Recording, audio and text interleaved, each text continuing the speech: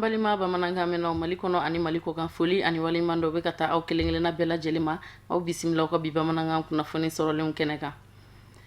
Au Conseil islamique ani Université d'Israël ka bolo di ɲɔgɔnma kɔnɔna na u jɛra ka kilifila atelier dɔ bila sen kan ka baaraw daminɛ tarata don silamɛya ani adamadenya yɛrɛ ka hakɛ kan kɛnɛ ɲɛmɔgɔya tun bɛ Mali minisiri bolo min ka cɛw bɛnnen don diinɛko ani batoko ɲɛnabɔli ma Cerno Amadu Omar Asijalo a kɛra hôtel Masale de la Bamako Amadu Kamara ani Seydou Ɲari Sherifila Jabaraniso tɔgɔ la an ka ɲɛjɔ sɔrɔlenw na ka sangani buna aramadenya burujali ye ka sababu kɛ maa minnu kɛlen bɛ ka silamɛya birifini ta ka biru kan a sɔrɔ silamɛw t'u ye o kadara kɔnɔna na diɲɛ seleke naani tɔnba ka bolofara min ɲɛsinin bɛ o koɲɛw bɛɛ lajɛlen jalatigɛli ma n'an b'u wele ko CICR u ka bolofara min ɲɛsinin bɛ buna aramadenya lakɔlɔsili ma n'o ye droit humanitaire international ye o ni Mali alisilamɛ tɔnba Haut Conseil islamique kɛlen bɛ k'u bolo di ɲɔgɔn ma ka ni tile fila sigili kɛ ka faamuyali ani walawalalu caman kɛ o ko kan donc fo minnu fana bɛ ka nin kumaw jate minɛ u k'a ɲini fɔlɔ k'a dɔn diina nin ye mun ye diina nin de nana musow bɔ kantigɛli la depuis wolodon diina nin de nana musow bɔ sungurunba sow la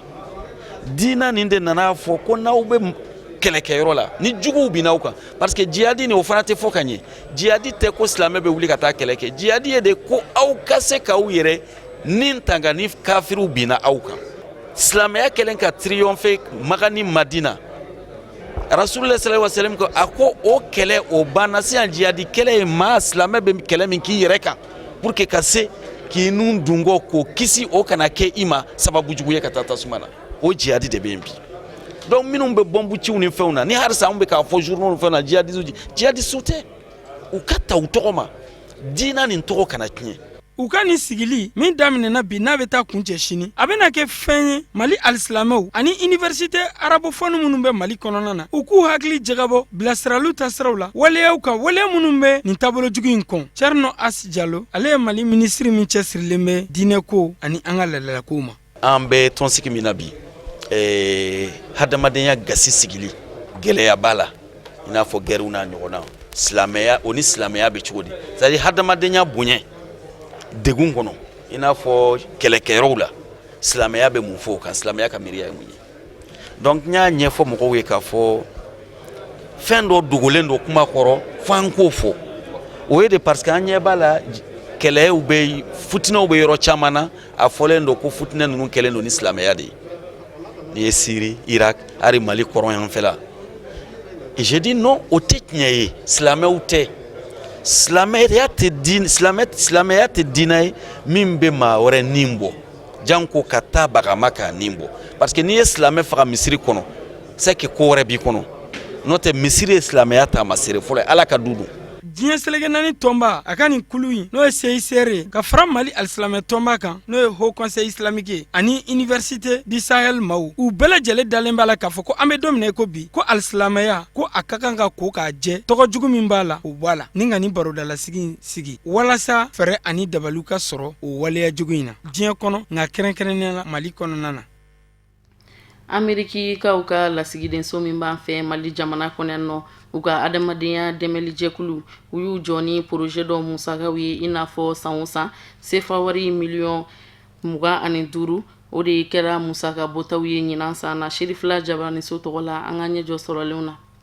san o san lamɛrikɛw ka nin adamadenya dɛmɛbaga jɛkulu in a bɛ nin dɛmɛɲɔgɔnya wale in ta k'a ɲɛsin mɔgɔw ma minnu ni dɛmɛɲɔgɔnya wale ka kan kɛrɛnkɛrɛnnenya la Mali jamana kɔnɔ Programme d'auto-assistance de l'ambassadeur u ka nin dɛmɛɲɔgɔnya wale in filɛ nin ye ka min ta k'a ɲɛsin Mali jamana ma a musaka bɔta bɛ t'i jɔ sefa wari la miliyɔn 25 a n'a kunkanfɛn ɲinan dɛmɛɲɔgɔnya wale in a bɛ sinsin fɛn min kan o ye musow nun donni ye kɛnɛya baaraw la kɛnyɛrɛye baaraw sɛnɛko ani forajiw sɛnɛli ye wa lamɛrikɛnw ka nin adamadenya dɛmɛli jɛkulu in u ka dɛmɛɲɔgɔnya wale bɛ se Mali marabolo kelen-kelenna bɛɛ lajɛlen de ma nka ɲinan ta la marabolo minnu ni olu kanuna ka dɛmɛɲɔgɔnya wale in ta k'a ɲɛsin u ma Kayi Mopti Menaka Segu Kulukoro ani Bamakɔ faaba wa ni marabolo ninnu garijɛgɛ bɛna don projet 8 de lawaleyali la o baara bolodalen 8 ninnu bɛna tali kɛ fɛn minnu kan o ye kɛnɛyasow jɔli ye kɛnɛw labɛnni k'u kɛ nakɔforow ye fo ka taa bila forajiw ladilanni ma min bɛna to jiko gɛrɛngɛrɛn o fana bɛ kɛlɛ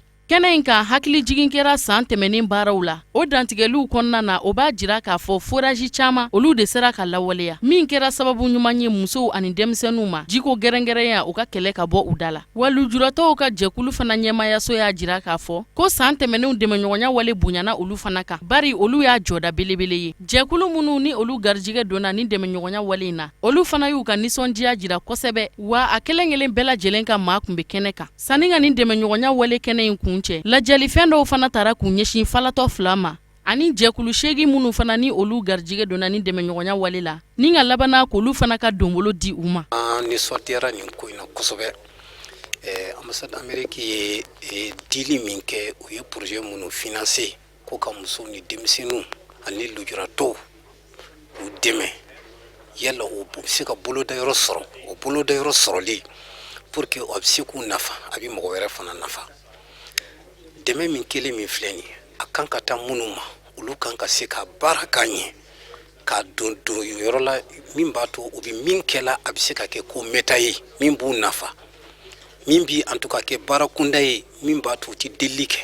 min b'a to u tɛ jɔrɔ min b'a to u bɛ se ka baara bolomadayɔrɔ sɔrɔ min b'u nafa min b'u sigiɲɔgɔn ni u ka denbayaw nafa donc an kɔntana kosɛbɛ an nisɔndiyara nin ko in na kosɛbɛ an b'a fɛ a bɛ di minnu ma u k'a ka kɛcogo ɲuman na n'u y'a ka kɛcogo ɲuman na a ka ca ala fɛ siɲɛ wɛrɛ ta o garisɛgɛ bɛ don a la donc an b'a ɲini association bɛɛ fɛ min fana bɛɛ b'a fɛ ka baara kɛ a bɛ se k'i ni en tout cas i ŋaniya yira ka yira ambassadeur na parce que maa minnu don u bɛ ŋaniya ɲuman de kɛ ŋaniya ɲuman don k'a ɲɛsin an ka jamanadenw ma o de y'o ŋaniya ɲuman ye an b'u fo la k'u wale ɲuman dɔn an bɛ dugawu fana kɛ ala k'a kɛ ɲɛta ye ala k'an bɛɛ kan bɛn k'a dɔn an don da kelen na k'an bɔ da kelen na an ka laɲini min ala k'o sabati hakilinata min bɛ na bi nisɔndiya de don parce que nisɔndiya min don dansi t'a la mɔgɔ mɔgɔ bɛ muso gurupuw dɛmɛ k'a fɔ ko i bɛ u ka ɲɛtaga sabati bon donc ne ka kan bi ko nisɔndiya yira bɛɛ la surtout hakilina ɲuman min bɔra États-Unis ambassade fɛ à travers son ambassadeur vraiment hakili ɲuman belebele don donc nin baara in ne ala sɔnna dabɔra nakɔ ko de kama ka nakɔ minɛnw ɲini ka nakɔ baara kɛ ka se ka baloko ɲuman sɔrɔ muso ani denmisɛnninw n'u k'u ka sɔrɔ yiriwa je pense que ni ala y'a kɛ k'a fɔ baara in kɔni daminɛna a bɛ ka kɛcogo ɲuman fana la jiginna tɛna bɔ a kɔnɔna la ni fo in diyara n ye kosɛbɛ a bonyana ma wa a nafa fana bɛ taa anw yɔrɔ les femmes et les enfants parce que kɔrɔnfɛ ka là où nous sommes jiko gɛlɛya de bɛ donc on a voulu demander un appui pour que an ka se ka ji sɔrɔ mɔgɔw ka se k'u ka baara kɛ facilement a bɛ don a dako ɲuman fɛ wa fana an b'an ka rapport kɛ k'a di ambassadeur ma inchallah parce que nin y'a daminɛlen nin y'an première fois de et on compte pérenniser ça bon n bɛ ambassadeur fo n b'a ka baarakɛɲɔgɔn bɛɛ fo vraiment a ye nin hakili ɲumanya ta ka an dɛmɛ cogoya min na a foli a tɛ ban yɔrɔ nin dɛmɛbaga min sɔrɔla ne ta kɔni a kɛra fɛnkɛ yɛrɛ de sabu an ma deli ka nin ɲɔgɔnna sɔrɔ jardin kɔni diyara n ye a bonyana ma ni ala sɔnna an ye enveloppe in sɔrɔ cogo min an b'a bɔ a sira fɛ ni ala sɔnna si ni kɛnɛya ala k'o d'a ma minnu y'a dama fana an bɛ barika da u ye k'u fo k'u waleɲuman dɔn ni ala sɔnna ni wari in kɔni sɔrɔla a bɛ don a don ko ɲuman fɛ n'an y'a dɔn fana an b'a cogoya bɛɛ kɛ k'a jira aw la an bɛ photow ta an bɛ fɛn bɛɛ kɛ k'a jira aw la ni ala sɔnna an tun ma miiri o la an tun ma mɛn a diyara n ye a bɔnyana ma a kɛra an fɛ sogo yɛrɛ de ala nin denmuso sababu n mɔdenni sababu a kɛra an fɛ sogo yɛrɛ de an tun m'an sigi ni nin ye a barika aw ni ce aw ni baraji ni ala sɔnna n'an sera so yen an b'a ɲɛ jira tɔ ninnu na lala olu fana bɛ se ka an ye garisɛgɛ min sɔrɔ olu fana bɛ se ka dɔ sara a la cogo sabu association caman de bɛ yen nɔ an de kɛra garisɛgɛ fɔlɔw ye walasa ka ɲɛdakura di sɛnɛko ma mali jamana kɔnɔ banque mondiale ɲɛmayaso min ka caw bɛnnen don sɛnɛko ɲɛnabɔli ma u ye kɛnɛ dɔ sigi sen ka mali cakɛlaw minnu ka baara ɲɛsinen don sɛnɛko ma baganmaralaw ka cakɛlaw ani musaka bɔdaw yɛrɛ cakɛlaw olu bɛɛ lajɛlen tun bɛ kɛnɛ kan u ni minnu jɛra ka hakili jagabɔ kɛnɛ in kɛ ɲɔgɔn fɛ tata turi bɛ walawalali caman kan ye walasa ka sɛnɛ siraw dayɛlɛ. Mali jamana kan k'i ɲɛsin fɛn minnu ma o dɔ ye ka sɛnɛkɛfɛnw yɛlɛmataw caya fo ka taa se fɛn minnu bɛ bayɛlɛma k'u ta ka taa n'u ye jamana wɛrɛw la. Ka ba don sɛnɛ la sani adamadenw hakɛ yakubayali cɛ. O ye waleya ye min bɛ na ni baaradaw cayali ye ani ɲɛtaga sabatili. Banki mondial kɛlen don ka wulikajɔw boloda Mali jamana kɛrɛfɛ walasa ka dɛmɛ don Mali ma sɛnɛ yiriwali sira kan. Cogoyala Mali jamana bɛ se ka sanayɛlɛn sɔrɔ cogo min na sɛnɛ sira kan. Baaraɲɔgɔnya min bɛna tɛmɛ Banki mondial ani Mali jamana ni ɲɔgɔn cɛ olu sigira sen kan. O baaraɲɔgɔnya bɛna daminɛ san 2016 ka taa bila san 2019 na. U ka baaraɲɔgɔnya kadara kɔnɔ u ka baara nimayɔrɔ bɛna kɛ ka ɲɛsin sɛnɛ nasiraw ma. Bari ni sɛnɛ yiriwali ye u bɛ se ka nɔba bɔ fantanya kɛlɛli la wa a bɛna kɛ hɛrɛ sɔrɔ siraw dayɛlɛni ye. Ni ba donna sɛnɛ yiriwali la a bɛ se ka kɛ sababu ye cakɛdaw ka dayɛlɛ bayɛlɛmali sira kan Mali jamana kɔnɔ. Sɛnɛ yiriwali jɔyɔrɔ ka bon kosɛbɛ waati yɛlɛma nasiraw kan. Sɛnɛ de bɛ se ka kɛ sababu ɲuman ye ka baara di adamadenw ma yanni adamadenw hakɛ ka yakubaya ani adamadenw hakɛ yakubayali kɔfɛ. Ni lajara in laɲini kun ye fɛn min ye o de ye ka kumaɲɔgɔnya kɛ ka ɲɛsin sɛnɛ sankɔrɔtali ma Mali jamana kɔnɔ. Ka kumaɲɔgɔnya kɛ ka ɲɛsin gɛlɛyaw ma ani sirakuraw dayɛlɛni. Jɛ ka baara kɔnɔ Mali jamana ka fara Banki mondial kan u bɛ n'u bolo di ɲɔgɔn ma walasa ka ɲɛda kura di Mali jamana ma sɛnɛ sira kan. N'i ye Mali jamana ta k'a lajɛ sɛnɛ nafa ka bon kosɛbɛ bari mɔgɔ caman de bɛ nɔ minnu dayirimɛ sirilen don sɛnɛkɛfɛnw na. N'i ye an ka togodala mɔgɔw jateminɛ olu fana ka wari sɔrɔ sira bɛɛ lajɛlen sirilen don sɛnɛ de la. Ni lajɛrɛba min n'a kɛlen filɛ nin ye n'a kɛra masala kɛnɛ ye mɔgɔ la faamuyalew ni ɲɔgɔn cɛ a bɛna kɛ sababu ɲuman ye u ka sira ɲumanw ta ka ɲɛsin sɛnɛ sankɔrɔtali ma Mali jamana kɔnɔ. O de b'an sɛnsɛn ka diɲɛ fan wɛrɛ kibaruyaw lasɔrɔ Usmani Sogore bɛ bi walawalali k'an ye an ka sɔrɔlen ninnu lajɛ. Moritani jamana kɔnɔ maa saba minnu kun jalakira kiri fɛ ka kɛ wulikajɔ kɛba ye ka se ka jɔnya kɛlɛ ka bɔ jamana kɔnɔ kiri labana ka segin a kɔ ani a kun ye maa 10 wɛrɛ minnu jalaki ni san caman kaso kɛli ye k'a fɔ a bɛna dɔ bɔ o kuntalaw la ni maa 17 min ye hakilina ta jamana kɔnɔ ka wulikajɔw kɛ togoya min na jɔnya wale ka se ka kɛlɛ u ɲangira kiri fɛ utukalo tɛmɛnen ni san 15 kaso kɛli ye mun sɔrɔla u kelen kɔfɛ k'u ka nisɔngoya taama dɔ sigi sen kan ka ɲɛsi maaw dɛmɛli ma maa minnu gɛnna ka bɔ jamana faba kɔnɔ Nouakchott ni a fan caman kun ye jɔnkɔrɔw ye diɲɛ seleke 4 tɔnba Nations Unies a ka kodonna dɔw ka yeta la ko ni maa damadɔ minnu ko k'u bɛ jɔnya kɛlɛ k'u ka kiriw sigira ni dan karili ye u ka hakɛw caman kan i n'a fɔ u minɛna waati minnu na tɔrɔliko caman tara ka ɲɛsiw ma ka fara kan sariya ma tigɛ a tigɛko la o de kɛra sababu ye kiri ka segin a kɔ ka ɲɛsi maa 7 ninnu ka koɲɛ ma adamadenya lapasalikɛ jɛkulu min bɛ Amnesty International o ka kunnafoniw y'a jira k'a fɔ maa 7 wɛrɛ dɔw kan ka bila waati kɔfɔlen na kiri ye waati min fɔ an b'aw ladɔnniya k'a fɔ Moritani jamana a bɛ waatinin bɔ a bɛ ka laɲini ka jɔnya kɛlɛ o y'a to sango a ka sariya dɔ ta ka ɲɛsi jɔnya wale ma mun bɛ jɔnya ani adamadenya burujaliwalew bila minɛn kelen kɔnɔ. Chad jamana kɔnɔ dɔ de bɛ ka fara fanga sinamatɔnw ka welekan kan jamana ɲɛmɔgɔ Idriss Déby Itno kama o y'a to forobatɔnw société civile ani fanga sinamatɔnw ka welekura kɛ ka ɲɛsi Chad jamana kɔnɔdenw ma ni bɛɛ toli i ka so bi tarata donya in na k'a daminɛ nɛgɛ kaɲa 6 sɔgɔmada fɛ ka taa se nɛgɛ kaɲa 16 ma 16h ni o sera ka kɛ bɛɛ dugu kɔnɔnaw bɛ langoloya wa o bɛna dabɔ a kama kɛrɛnkɛrɛnnenya la k'o kɛ misali ye k'o yira jamana ɲɛmɔgɔ la k'a fɔ u ma jɛn'a ye a ye bɛnkan kura minnu ta ani jamana bɛ ka taa tasira minnu kan i n'a fɔ a minɛna cogo min na fanga sinamatɔnw ka ɲɛma da Saleh Kebzabo ni tarata donya suwandili ka kɛrɛnkɛrɛn bɛɛ ka to i ka so o mun kɛra fanga sinamatɔn ani forobatɔw fɛ a bɛna fara wale kɔrɔw kan minnu bɛ deli ka k'u fɛ don tɛmɛnenw na kabini jamana ɲɛmɔgɔ Idriss Déby a sigili a yɛrɛ nɔ la ni san 5 manda kura kɛlen jamana kunna kunnafoniw y'a yira k'a fɔ jamana ɲɛmɔgɔ a sigili jamana kunna utukalo tɛmɛnen o kɛra sababu ye a ka bɛnkan kura 16 ta jamana gouvernement ka fɔ la mun bɛna kɛ sababu ye ka nɔgɔya don jamana gɛlɛyaw la kabini o bɛnkan 16 tara o kɛra sababu ye ka gɛlɛya don jamana barakɛlaw ani gouvernement ni ɲɔgɔn cɛ o y'a to kabini san daminɛna jamana ka lakɔliso minnu be olu datugulenw ka to k'a fara kiri tigilamɔgɔw magistraw kumakan gɛlɛn de b'olu fɛnɛ da n'o ye baara bilali ye ka taa se sanfɛ kalandenw ma olu kɔni bɛ ka fɛn o fɛn laɲini o de ye musaka mun kan ka bila u ka bolo ka bursi u ka se ka d'u ma an b'aw ladɔnniya k'a fɔ jamana ɲɛmɔgɔ Idris Debi jateminɛlikɛla dɔw y'a jira k'a fɔ a kun bɛ Marrakech COP22 kɛnɛ kan nka a teliyara ka segin a ka jamana kɔnɔ ka se ka taa nɔgɔya don a gɛlɛyaw la. Congo RDC jamana kɔnɔ hakilina kura min bɛ tali kɛ u ka minisiri ɲɛma ka koɲɛw la Sami Badi Banga k'a fɔ ko sɛbɛnfuraw bi sɔrɔ a bolo nationalité mun b'a jira k'a fɔ a ye Belgiquekaw ka jamanaden o koɲɛ in minisiri ɲɛma kun kan o kelen do ka gɛlɛya dɔ don bi jamana kɔnɔ o y'a to u ka minisiri mun ka baara bɛ ɲɛsi Congo gouvernement ani wasabulon ni ɲɔgɔn cɛ ciw ɲɛnabɔli ma o k'a jira k'a fɔ ni hakilina in kɛra tiɲɛ ye bɛɛ a ti bɛɛ sariya la waati bɛɛ maya yɛrɛ la nka mun bɛ tali kɛ fanga sinamatɔnw ka ɲɛma la ale y'a jira k'a fɔ nin kɔni ti kɔrɔfɔ ye da kan ka don mun yɛrɛ la kunnafoni dɔ bilala subahana mansin sanfɛ internet mun y'a jira k'a fɔ minisiri ɲɛma kura in Sami Badi Banga a yɛlɛmana k'a kɛ Belgikikaw ka den san 2002 waati hakili jiginna Congo sariya sunba constitution o ye a jira k'a fɔ maa si tɛ se ka Congo jamanadenya kɛ ka fara jamana wɛrɛ ka denya kan ani i ka baara kɛ jamana cakɛdabaw kɔnɔ o k'a sɔrɔ i ye Congo ka den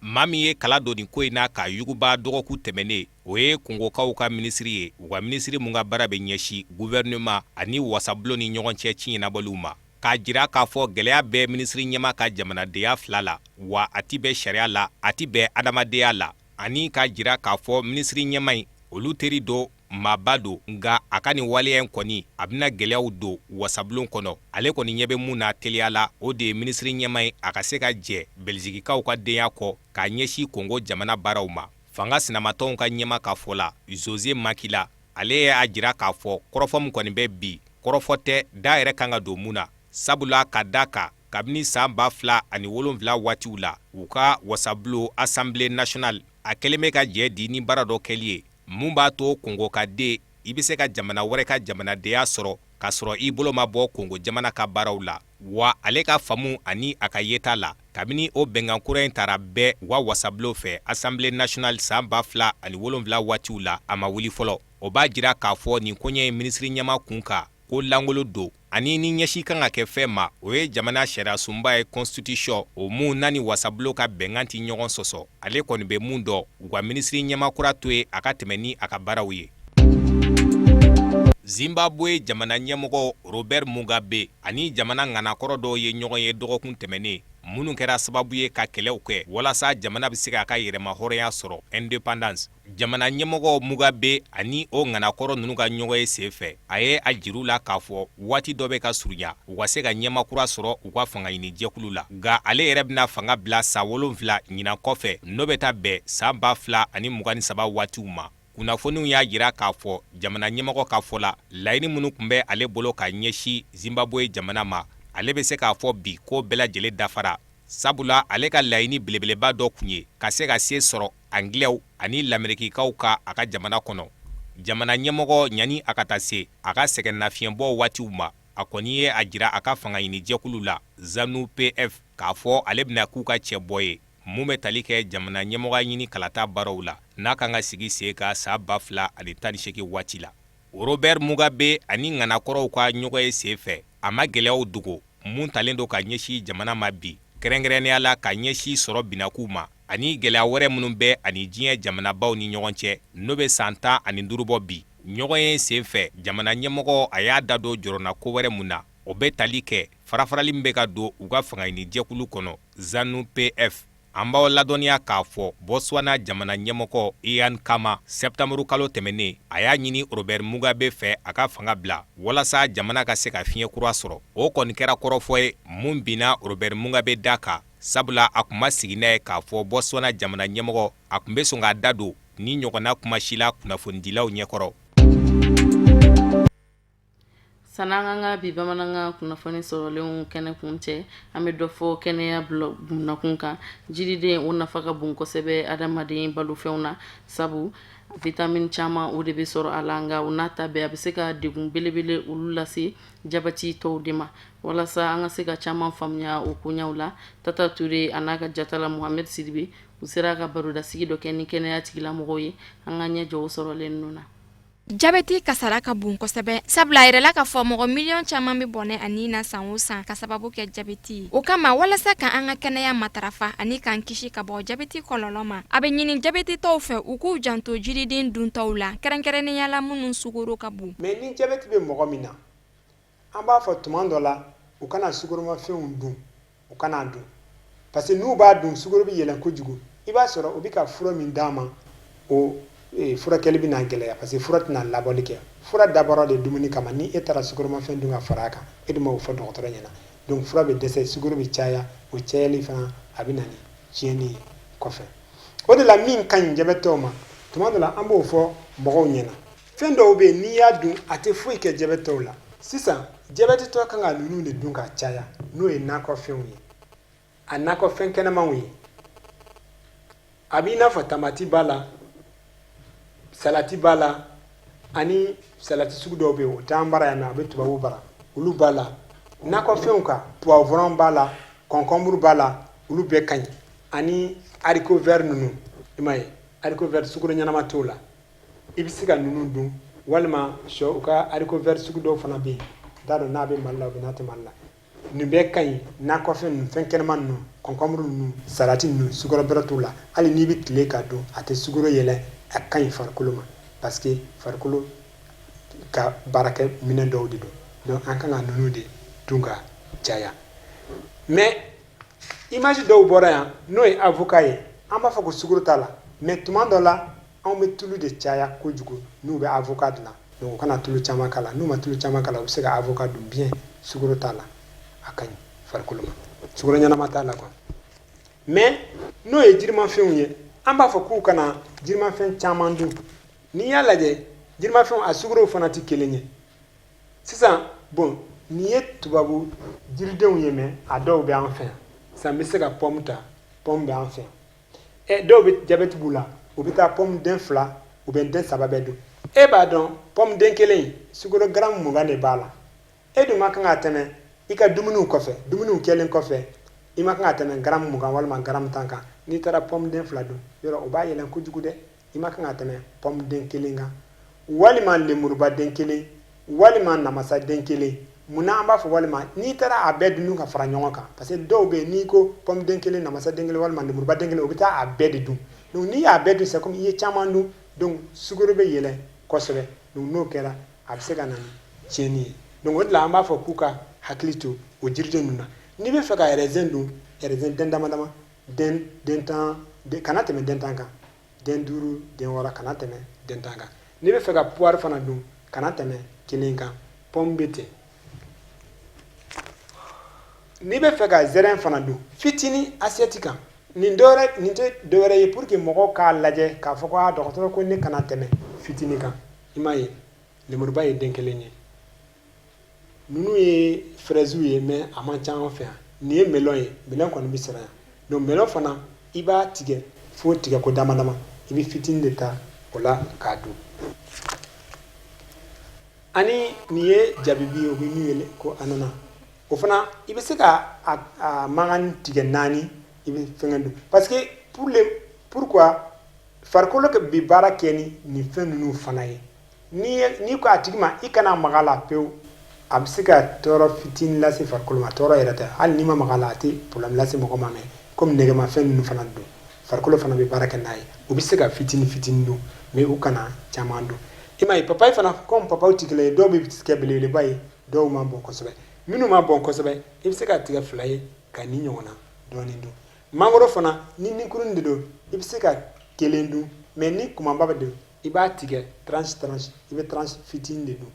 mais an bɛ siran ka ninnu fɔ mɔgɔw ɲɛna parce que n'i ye nin fɔ mɔgɔw b'a fɔ ko dɔgɔtɔrɔ ko ne bɛ se ka mangoro dun a ko ne bɛ se ka non dɔgɔtɔrɔ m'o fɔ dɛ dɔgɔtɔrɔ ko i bɛ se ka fitinin de dun donc e bɛ fitinin bɔ la k'a fɔ ko i bɛ se ka dun donc u k'u hakili to nin fɛn ninnu na parce que a sukaro ka ca par exemple n'i ye namasa belebeleba in ta yɔrɔ a tɔ bɛ gramme 15 mais namasa belebeleba a kelen ye gramme 30 ye e de man kan ka tɛmɛ gramme 15 kan jiriden na e taara nin belebeleba kelen don yɔrɔ a bɛ yɛlɛ donc o de la ni namasa kumaba de don an b'a fɔ k'u ka tigɛ 2 ye mais ni fitinin de don i bɛ se ka kelen don o ye sukoromafɛnw ye n'o ye jiridenw ye an kan ka dun mais an k'a kɛ fitinin fitinin ye. Ne y'an janto an ka dumuni kɛtaw la ani kɛnɛyaso matarafali kɛrɛnkɛrɛnnenya la jeli sɛgɛsɛgɛ sanga ani wagati o min bɛ kɛ sababu ye k'i ladɔnniya i farikolo la halayaw la jabɛti sira kan. O de bɛ dan sigi an ka bi bamanankan kunnafoni sɔrɔlenw na minnu sera ka fara ɲɔgɔn kan kunnafoni diso ɲɛmɔgɔyaso fɛ ka bɛn ni kuma ye aw ni ce aw ka ɲɛmadali la aw k'an bɛn.